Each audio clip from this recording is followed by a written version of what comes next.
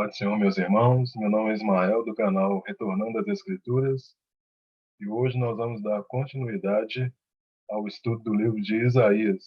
Hoje vamos estudar o capítulo 9 do livro de Isaías. Amém, irmãos? Então, peço aos irmãos que se preparem para podermos dar início ao estudo. Amém, irmãos? Louvado seja o nome do Senhor. Aleluia. Glória a Deus.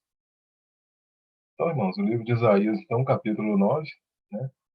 Vamos começar aqui do versículo 1. Diz assim a palavra do Senhor: Mas para a terra que estava aflita, não continuará a obscuridade. Deus, nos primeiros tempos, tornou desprezível a terra de Zebulon e a terra de Naftali. Mas nos últimos, tornará glorioso o caminho do mar, além do Jordão, Galiléia dos gentios. Então, irmãos, esse versículo aqui, ele é a continuação do capítulo anterior, né, do último versículo, né, do capítulo anterior, Isaías 8:22, que diz assim: Olharão para a terra, e eis aí a angústia, escuridão e sombras de ansiedade, e serão lançados para densas trevas. Aí vem a continuação, né, no 9:1, né? Mas, né? Aí continua: Mas para a terra que estava aflita, não continuará a obscuridade. Deus, nos primeiros tempos, tornou desprezível a terra de Zebulon e a terra de Naftali. Mas nos últimos, tornará glorioso o caminho do mar, além do Jordão, Galiléia dos gentios. Então, esse versículo 1, então, ele conclui, né, o pensamento lá de Isaías 8:22. E aqui no 9:1, né, Isaías nos mostra a transição, né, das trevas para a luz. Agora o Senhor lhe apresenta uma promessa, né, dizendo que eles não ficarão mais na obscuridade. E nos tempos de Isaías, essa terra de Zebulon e Naftali, elas foram as primeiras províncias despovoadas pelo rei da Síria. Isso está lá em 2 Reis, capítulo 15, versículo 29, que diz assim: Nos dias de Peca, rei de Israel, veio Tiglat-Pileser, rei da Assíria, e tomou a Ijon, a Abel-Bet, Maaca, Janoa, a Quedes, a Azor, a Gileade e a Galileia, a toda a terra de Naftali, e levou os seus habitantes para a Síria. Então, irmãos, nos tempos da distribuição das tribos, né, Zebulon e Naftali, elas ficavam lá na Galileia, elas ficavam perto do mar da Galileia. Já nos dias de Jesus, quando o Messias veio na sua primeira vinda, o povo que andava na escuridão, eles viu uma grande luz. Ou seja, o povo que vivia na escuridão, que era da terra de Zebulon e Naftali, né, na Galileia, no momento em que Jesus veio na sua primeira vinda, então esse povo que andava na escuridão, eles viu uma grande luz, né? Por quê? Porque uma boa parte do ministério de Jesus, ele ocorreu nas terras de Zebulon e Naftali, ou seja, na Galileia, né? Israel, nos tempos de Jesus, ele era dividido da seguinte forma, né? Nas seguintes regiões: tinha Judeia, tinha Samaria, tinha Galileia, tinha uma região que é chamada de Tetrarquia de Filipe, né, que foi provavelmente onde ocorreu a transfiguração, né, lá no Monte Hermon. Nós tínhamos também a Pérea, que era provavelmente também o lugar onde Jesus se retirou para o deserto, né, naquele momento que ele ficou 40 dias no deserto, e Decápolis, né, que era uma região que não fazia parte de Israel, onde Jesus expulsou ali o demônio dos gadarenos. E aí é interessante nós linkarmos, né, essa passagem de Isaías com Mateus capítulo 4, versículo 15, que diz assim: Terra de Zebulon, terra de Naftali, caminho do mar, além do Jordão, Galiléia dos gentios. O povo que jazia em trevas viu grande luz, e aos que viviam na região da sombra da morte, resplandeceu-lhes a luz. Então nós temos aqui caminho do mar, além do Jordão, né? Galiléia dos gentios, ou seja, está falando aqui de nações, né? Está se referindo aqui a distritos, a regiões conquistadas pela Síria, né? E nós sabemos que a terra de Israel, né, ela foi repartida, vamos supor, espalhada pelo mundo todo, né? E aqui é importante, né, nós conhecemos o estudo das duas casas de Israel, né, para nós entendermos que os gentios, eles vieram, né, do reino de Israel que foi disperso. Então, no momento em que Jesus ele veio e trouxe a luz para a Galiléia, ou seja, está trazendo a luz para esses gentios, né, que estavam na escuridão. Né? Vamos agora para o versículo 2. Versículo 2 diz assim: O povo, o povo que andava em trevas viu grande luz, e aos que viviam na região da sombra da morte, resplandeceu-lhes a luz. Então a gente sabe que Isaías ele está escrevendo esse livro, né, num contexto de uma guerra, né? E Deus mostra para Isaías que vai aparecer alguém que acabará com a guerra e trará paz, né? Ou seja, Isaías está falando de um evento futuro, né? No entanto, para ele é como se estivesse acontecendo, mas Isaías está profetizando algo que vai acontecer no futuro, né? Ou seja, aqui essa profecia retrata o que? A primeira vinda de Cristo, né? Onde Jesus ele se apresenta tanto aos judeus quanto aos gentios, né? E a presença de Jesus ela trouxe o que? Luz ao mundo. A presença de Jesus ela veio o que? Dissipar as trevas interiores, né? Ela veio o que? Dissipar a sombra da morte. Ela veio dissipar a escuridão profunda, né? E aqui, irmãos, é importante a gente entender, né, uma das características, né, do livro de Isaías, né? Isaías, ele ao mesmo tempo que ele fala algo para o contexto dele, né, Isaías ele fala algo para o futuro, né? Ou seja, Isaías ele mostra como que essa luz será revelada no futuro, né? E mostra também o contexto, né, em que ele está vivendo. Então, irmãos, Isaías ele não trabalha em sequência cronológica, né? E Isaías não avisa para a gente quando ele vai mudar, né? Ele não fala, agora eu estou falando do futuro, agora eu estou falando do presente, né? Então, Isaías não avisa para a gente quando que ele vai mudar o contexto. Então, nós, na nossa leitura, nós é que temos que perceber isso, né? E Deus deixou exatamente, vamos dizer assim, a escritura dessa forma, por quê? Para que a gente pudesse se aprofundar na palavra de Deus, para que a gente pudesse estudar a palavra de Deus com profundidade. Então, por isso que ele deixou dessa forma, para que a gente se aprofundasse e descobrisse, né, esses enigmas na palavra do Senhor. Versículo 3. Tens multiplicado este povo, a alegria lhe aumentaste. Alegrem-se eles diante de ti, como se alegram na ceifa e como exultam quando repartem os despojos. Então, Deus ele tem aumentado o povo, né, que antes andava em trevas e viu grande luz. Ou seja, Deus tem aumentado a alegria deles. E aqui no versículo, nesse versículo 3 aqui, Deus, Isaías, né, ele apresenta uma metáfora, né? E a gente sabe que Isaías trabalha muito com metáfora. Então é interessante nós entendermos as metáforas de Isaías, né? Então aqui nós sabemos o quê? Que a maior alegria de um agricultor é a colheita, né? E a maior alegria de um soldado que vence uma batalha é quando eles se repartem despojos. E aqui o versículo está falando da ceifa, né? A ceifa aponta o quê? A ceifa aponta para a festa das primícias, ou seja, aponta para a ressurreição, né? Ou seja, um dia nós também seremos colhidos como primícias para Deus, né? E nesse momento em que nós somos colhidos como primícias, né? Ali será o quê? A nossa alegria, né? E a nossa alegria naquele momento ela será multiplicada. E o despojo, ele tem relação o quê? Com a vitória sobre os inimigos, né? Quando a gente vai lá para Sofonias, capítulo 3, a partir do versículo 8, diz assim: Esperai-me, pois, a mim, diz o Senhor, no dia em que eu me levantar para o despojo, porque a minha resolução é ajuntar as nações e congregar os reinos para sobre eles fazer cair a minha maldição e todo o furor da minha ira, pois toda esta terra será devorada pelo fogo do meu zelo. Então darei lábios puros aos povos, para que todos invoquem o nome do Senhor e o sirvam de comum acordo. Versículo 4. Por quê? Aí continua, né? Porque tu quebraste o jugo que pesava sobre eles, a vara que eles feria, os ombros e o cetro do seu opressor, como nos dias dos midianitas. Então aqui, irmãos, Isaías está usando três símbolos, né, de opressão, né? O jugo, a vara e o cetro, né? Que retratam, né, esses símbolos de opressão, eles retratam que o sofrimento do povo por causa da dominação, né, por outras nações. Então Deus tirou toda a opressão, né, imposta pelo povo assírio, né? E Isaías então mostra que o Senhor libertando o povo do opressor. Quem que é o opressor? O opressor é o rei da Síria, que tipifica o que? O anticristo. E aqui o Isaías está dizendo assim, ó,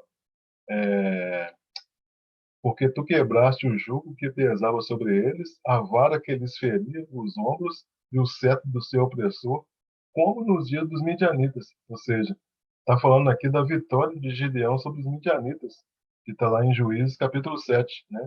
Que também estava oprimindo o povo de Israel, né? Ou seja, então Deus está dizendo que Isaías está dizendo que Deus vai fazer da mesma forma como fez também com os midianitas. Versículo 5. Porque toda a bota com que anda o guerreiro no tumulto da batalha e toda a veste revolvida em sangue serão queimadas, servirão de pasto ao fogo. Então, por que toda a bota com que anda o guerreiro? Né? Aqui está falando aqui do ruído que será ouvido da marcha. O exército assírio ele era conhecido pelo ruído da sua marcha. E os assírios, eles pegavam vestes de sangue de outras batalhas e mostravam, né, para os inimigos. Ou seja, era uma tática para poder assustar os inimigos durante a batalha. Então, o que Isaías está dizendo aqui nesse versículo é que tudo isso que a Assíria está usando será destruído. Ou seja, servirão de pasto ao fogo. Né? Isso vai acontecer quando? Lá no futuro, quando o filho começar a reinar. Né? Percebe aqui a questão do passado e do futuro, né? Então, o ato de queimar os objetos de guerra significa que a guerra havia acabado. Né? Então, aqui também aponta o quê? Para o reino milenar, né? Pois no reino milenar todo o equipamento bélico será destruído. Né?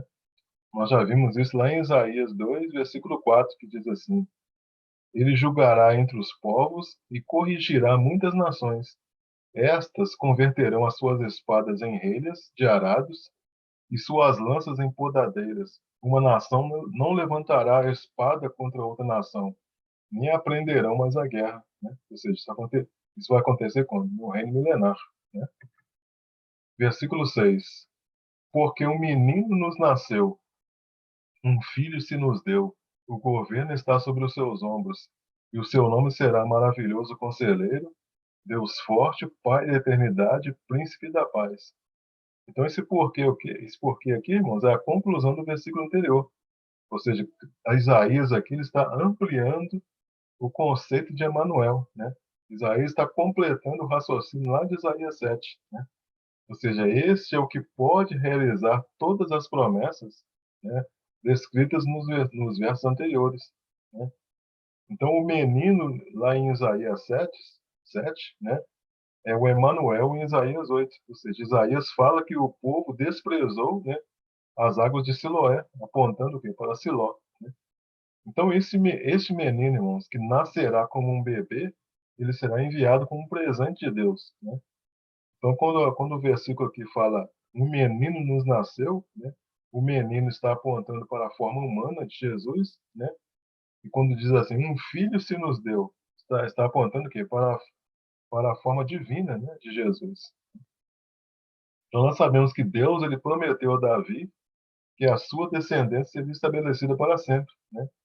Lá em 2 Samuel 7,16 diz assim: Porém, a tua casa e o teu reino serão firmados para sempre diante de ti. Teu trono será estabelecido para sempre. Qual é o rei que recebe um trono para sempre? Né? O único rei que vai receber um trono para sempre vai ser Cristo. Né? Então, aqui, lá em Isaías 9:1, né, diz assim: Mas para a terra que estava aflita não continuará a obscuridade. Ou seja, Isaías viu na escuridão de Israel, né, um menino que nasceria, né, para as duas casas de Israel, ou seja, Judá e Israel. Né? Então, por isso que Isaías diz assim, um menino nos nasceu. Ou seja, Isaías, ele viu na escuridão de Israel um menino que nasceria, né? Um menino que nasceria para as duas casas de Israel. Então, irmão, nós temos aqui, então, 4 títulos únicos, né, para Jesus, né? Maravilhoso Conselheiro, Deus Forte, né? que está falando de um Deus guerreiro, de um Deus poderoso, Pai da eternidade e Príncipe da paz, né? 4 títulos, né? Então está falando aqui, quando fala de Príncipe da paz, está dizendo aqui, aquele que vai reinar e trazer a paz, né? Então esses 4 títulos, eles estão falando o quê? Da humanidade, né? E da divindade de Jesus. Esses 4 títulos também, irmãos, eles revelam estratégias, né, para a guerra e para o governo. Quando fala assim, maravilhoso conselheiro, significa o quê? Que o menino, ele seria um grande o quê? Estrategista.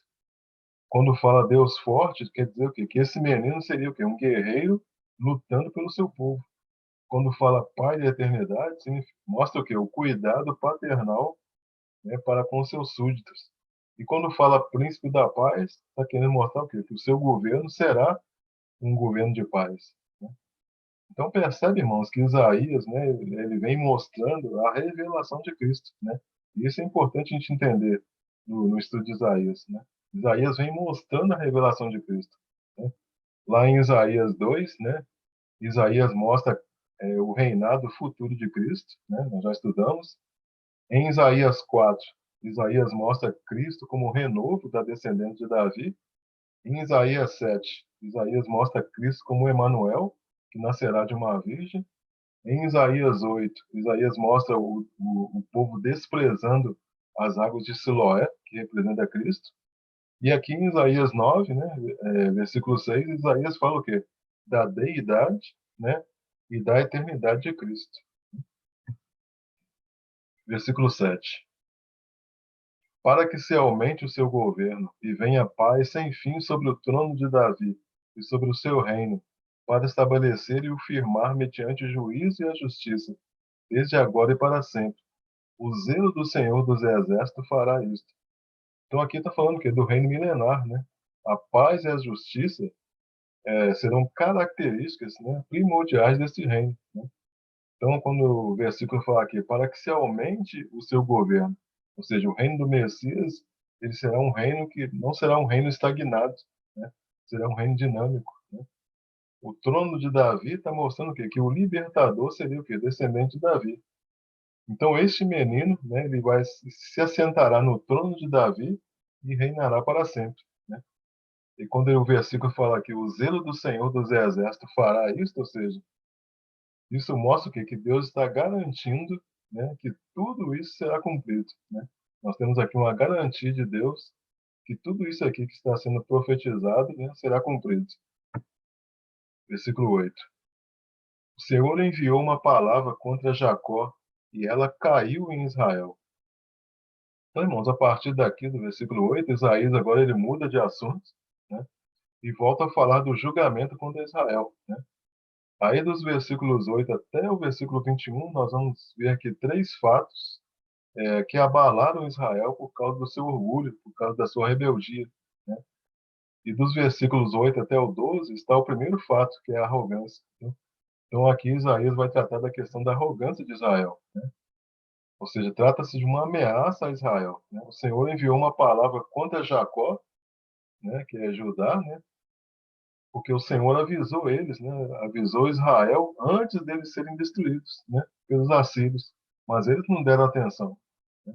Então o Senhor tinha avisado Israel antes deles serem destruídos pelos assírios, né? Mas Israel não deu atenção.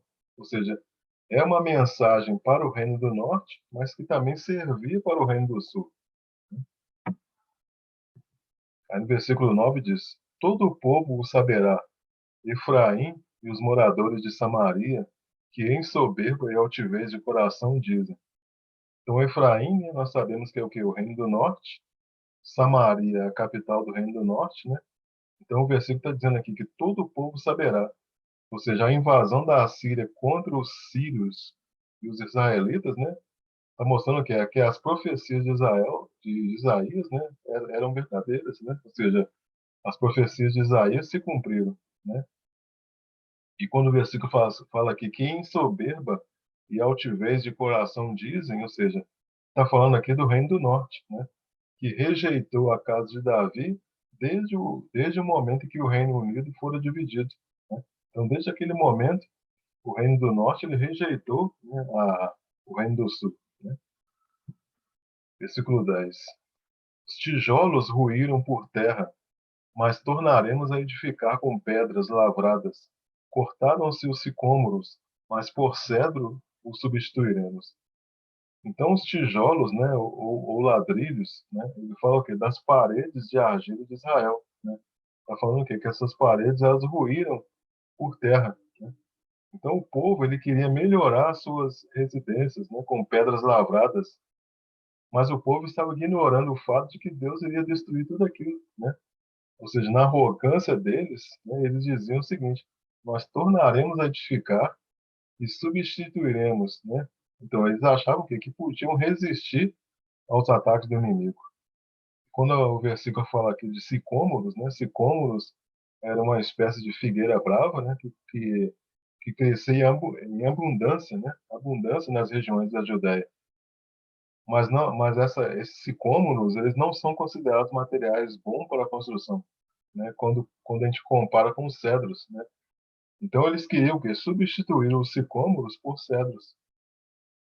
Então, tanto os tijolos como os sicômoros, eles eram materiais mais baratos usados para edificação, né? E eles queriam que substituir todo esse material por pedras lavradas e cedros, né? Que eram materiais mais nobres. Aí o versículo 11 diz: portanto, o Senhor suscita contra eles os adversários de Rezim e instiga os inimigos. Ou seja, então por causa da altivez deles, né? O povo de Israel, estou dizendo, né? Agora Deus vai mandar destruir tudo, né? Então Deus está dizendo para eles: vocês pensam que ainda podem construir casas, né? Mas tudo isso aí vai ser destruído, né? E quem são os adversários de Rezim? Rezim é o rei da Síria. São os assírios, né? E o Senhor vai fortalecer os assírios, né? Para poder o quê? Destruir para destruir Rezim, né? Não só Rezim, mas todo o povo de Israel. Então nós sabemos que os assírios eles destruíram o reino de Rezim 10 anos antes de destruírem Samaria. Ou seja, Deus deu a Judá um prazo de 10 anos, né, para eles poderem recorrerem a Deus, né, para eles não serem vítimas das próximas invasões. Né? Mas como eles não buscaram a Deus, aí o Senhor está instigando os inimigos contra eles. Aí o versículo 12 diz: do Oriente vêm os sírios, do Ocidente os filisteus, e devoram Israel à boca escancarada. Com tudo isto, não se aparta sua ira, e a mão dele continua ainda estendida. Então o Senhor ele levantará muitos inimigos contra Israel, né? Está dizendo aqui que a mão dele continua estendida, né? Estendida, ou seja, estendida para julgamento e não estendida para misericórdia. Né? Os sírios, né, que ficavam a leste de Israel e os filisteus a oeste de Israel, né, e Efraim, eles estavam aliados para invadir Judá. Né? Então os sírios, né, que antes tinham feito um acordo com Israel para invadir Judá, só que agora eles mudam de ideia, eles resolvem que saquear Israel. Né? Então esses inimigos, mano, eles são comparados que a animais selvagens, né, que viriam rugindo contra Judá, né? Aqui fala, né, com a boca escancarada. Né? E o versículo termina dizendo o seguinte, ó, com tudo isto, não se aparta a sua ira, e a mão dele continua ainda estendida. Né? Então aqui nós estamos nos referindo ao primeiro fato, né, que é a arrogância. Ou seja, então termina com essa frase, né, que ela vai ser repetida nos demais fatos, né? Então essa repetição que é devida à teimosia e à rebeldia de Israel, né? E termina dizendo: com tudo isso, não se aparta sua ira e a mão dele continua ainda estendida. Aí no versículo 13: todavia este povo não se voltou para quem o fere, nem busca o Senhor dos exércitos. Então agora nós vamos agora para o segundo fato, né? Que vai falar do julgamento da nação, que vai dos versículos 13 até o versículo 17. Né? E aqui nós temos duas causas para o castigo de Israel. Né? A primeira, o povo não se volta, né? O Isaías usa essa expressão, o povo não se volta, ou seja, essa expressão ela significa o seguinte, que o povo não se arrepende. Né? Depois ele fala, para quem envia o juízo, ou seja, o povo não busca o Senhor. Então, Isaías está dizendo: todavia este povo não se voltou, né, não se arrependeu para quem o fere e nem busca o Senhor dos Exércitos, né? Ou seja, não busca o Senhor. Então, aqui Isaías ele está irado, né? Por quê? Por causa do comportamento do povo. E o versículo 14 vai dizer: pelo que o Senhor corta de Israel a cabeça e a cauda, a palma e o junco no mesmo dia.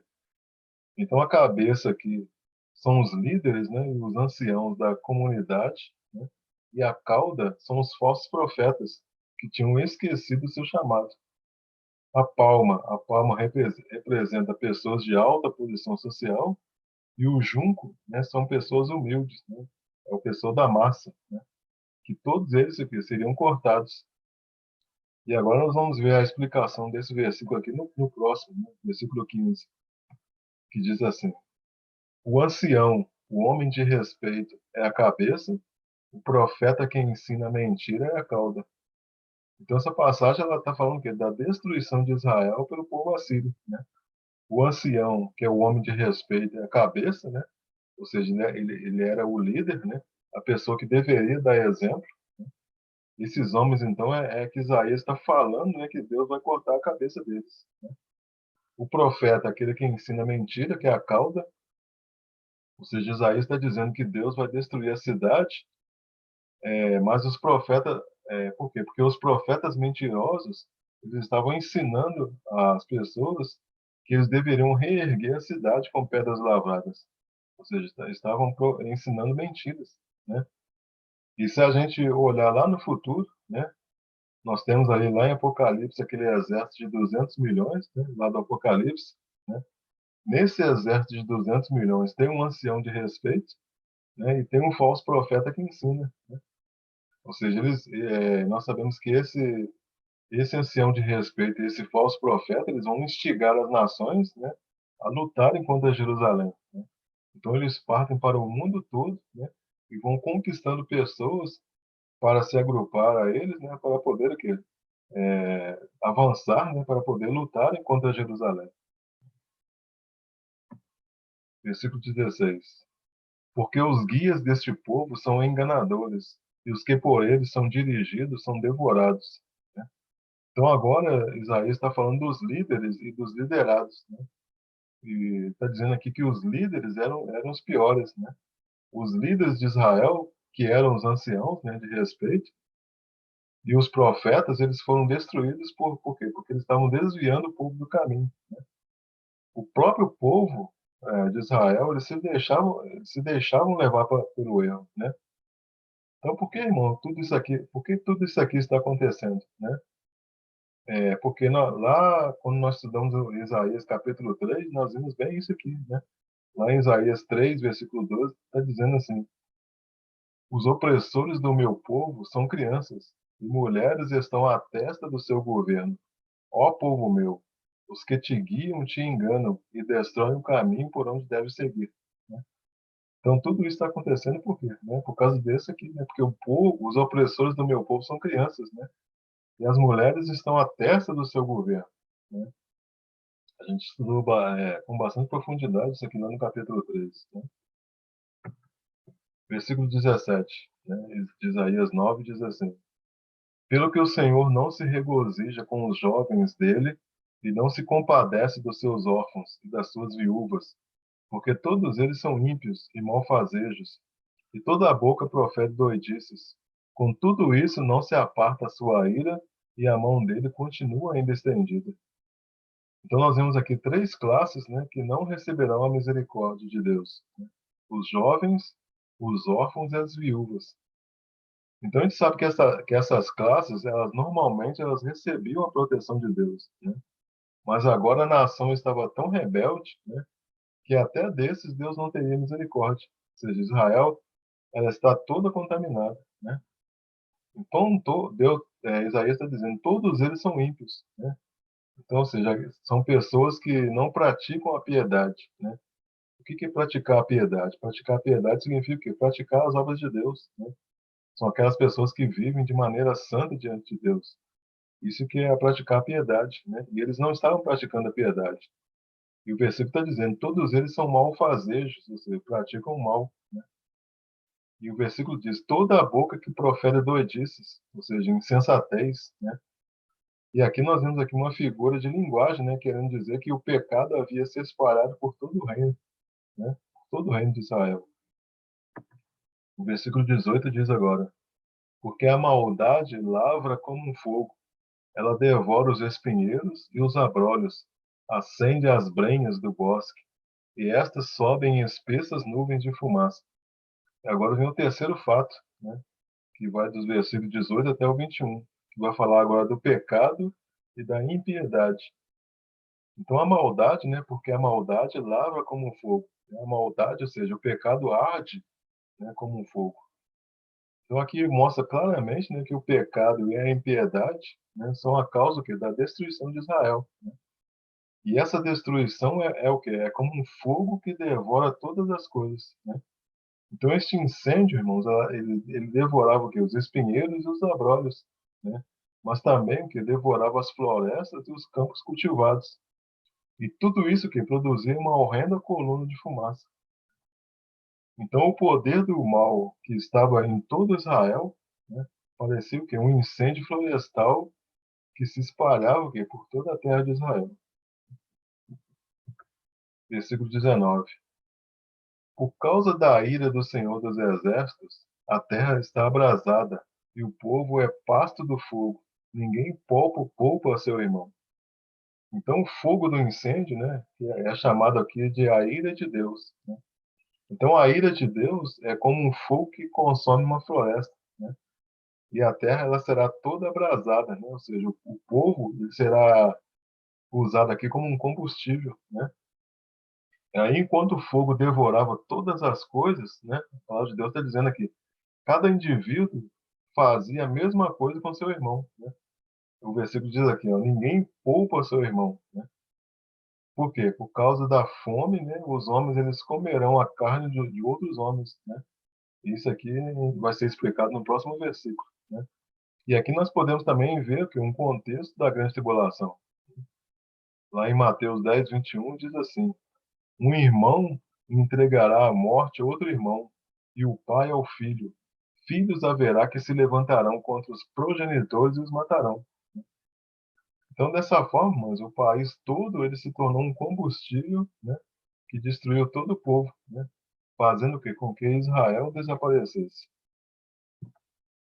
Aí no versículo 10, versículo 20 diz: abocanha à direita e ainda tem fome, devora à esquerda e não se farta, cada um come a carne do seu próximo. Então aqui, mais uma vez, Isaías usa de uma metáfora, né, e aqui explicando aqui, o versículo 19. Né? Então quando diz aqui que eles comerão o que está à direita e à esquerda, né, mas não se saciarão, está querendo dizer aqui que as pessoas elas estão preocupadas consigo mesmas, né? E suga a outra pessoa até a outra pessoa não ter mais nada, né? Então aqui tá explicando, né, esse contexto aqui do versículo anterior, né, que está dizendo aqui que ninguém poupa o seu irmão. Né? Então nesse sentido, né, de que as pessoas estão preocupadas consigo mesmas, né, e suga, né, a outra pessoa a tal ponto, né, de da pessoa não ter mais nada, né, não ter mais nada. Né? Versículo 21. Manassés ataca Efraim e Efraim ataca Manassés. E ambos juntos atacam a Judá. Com tudo isso, não se aparta sua ira, e a mão dele continua ainda estendida. Então, primeiro aqui, Isaías está falando aqui da luta entre Manassés e Efraim. Né? Aí, quando a gente vai lá para Juízes 12, versículo 4, diz assim: ajuntou Jefité todos os homens de Gileade e pelejou contra Efraim. E os homens de Gileade feriram Efraim, porque este dissera: fugitivos sois de Efraim, vós gileaditas que morais no meio de Efraim e Manassés. Então, irmãos, para a gente entender esse versículo, nós temos que entender a questão das tribos, né, de Efraim e Manassés. Né? Então, aqui está falando o quê? Da briga entre dois irmãos, né, Manassés e Efraim. Né? A palavra de Deus diz que eles vão brigar, mas depois eles se juntarão contra Judá, que era um inimigo comum. Então, as tribos de Efraim e Manassés, elas estavam o quê? Próximas, elas estavam próximas, né? E elas sempre foram aliadas.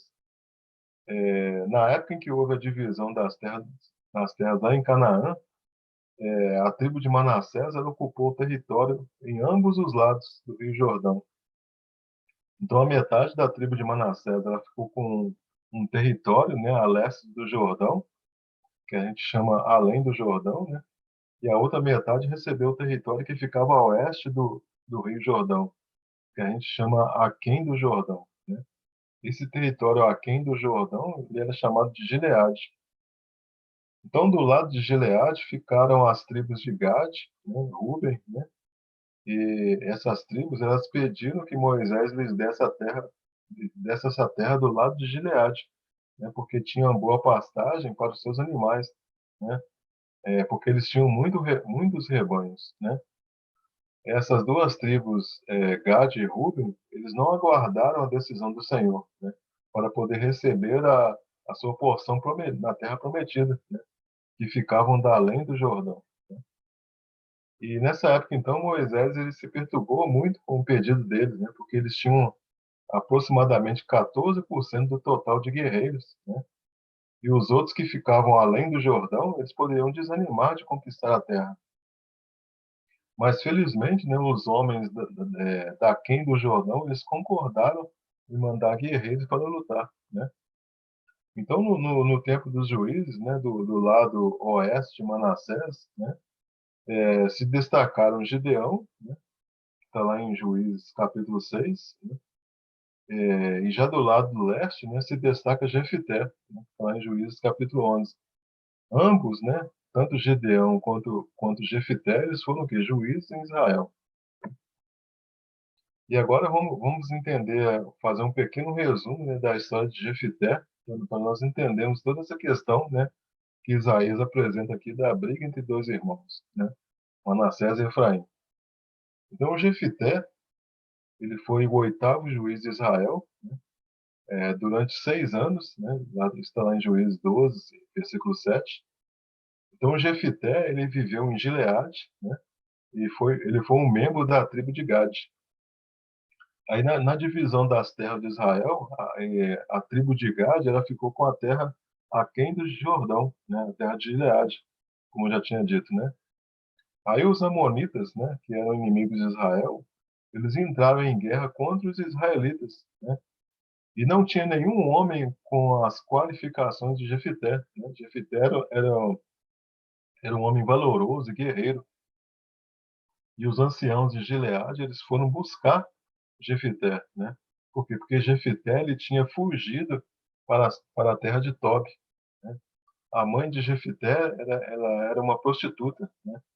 E isso fazia de Jefité um filho bastardo, né?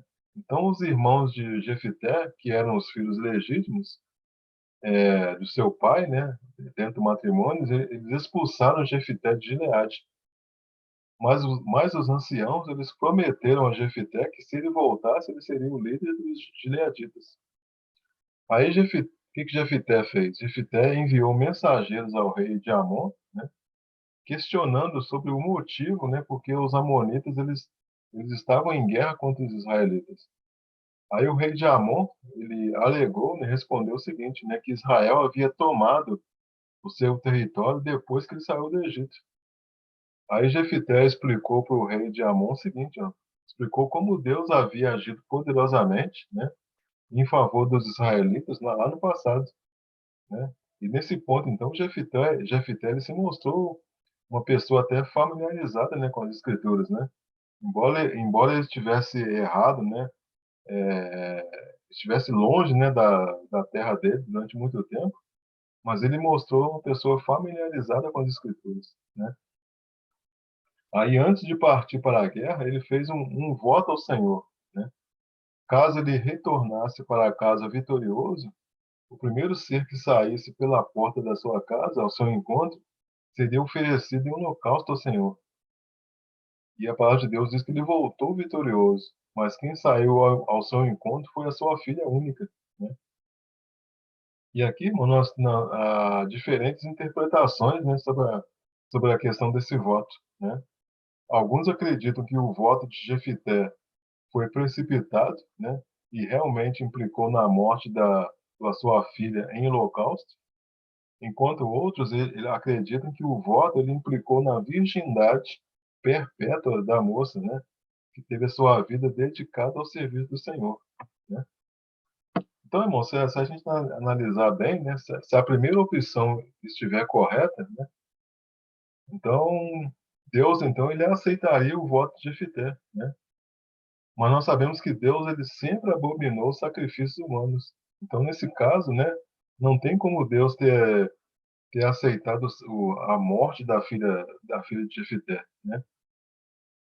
Então, nesse caso, não faz sentido Deus ter dado a vitória aos israelitas, né? Por quê? Porque Deus estaria aprovando, né, um voto inconsequente de Jefité, né? E Deus nunca aprovou essa questão do holocausto, né, de pessoas humanas, né? Então, após ter derrotado os amonitas, Jefité então ficou como juiz em Israel. Então, a segunda opção, né, eu creio, né, que é a opção mais correta, ou seja, a moça ela ficou virgem, né, perpetuamente, a vida toda, se dedicando ao Senhor, né? Aí, após a derrota Jefité ter derrotado os amonitas, Jefité ele ficou como juiz em Israel por mais alguns anos. E durante esse tempo, Jefité ainda teve que lidar com um conflito com os efraimitas, né? Aí vem a questão que Isaías levantou, né? Então, o povo da tribo de Efraim, ele acusou Jefité de ter deixado eles de fora do conflito contra os amonitas.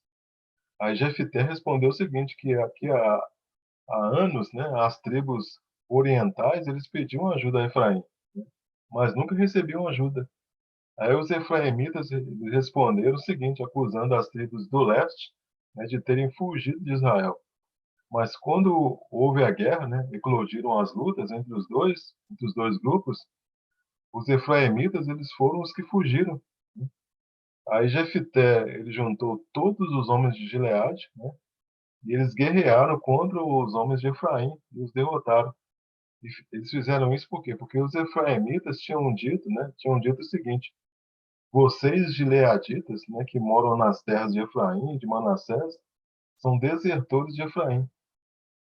Aí, para não deixar que os efraimitas passassem, né, os gileaditas, então, eles tomaram os lugares onde o rio Jordão podia ser atravessado.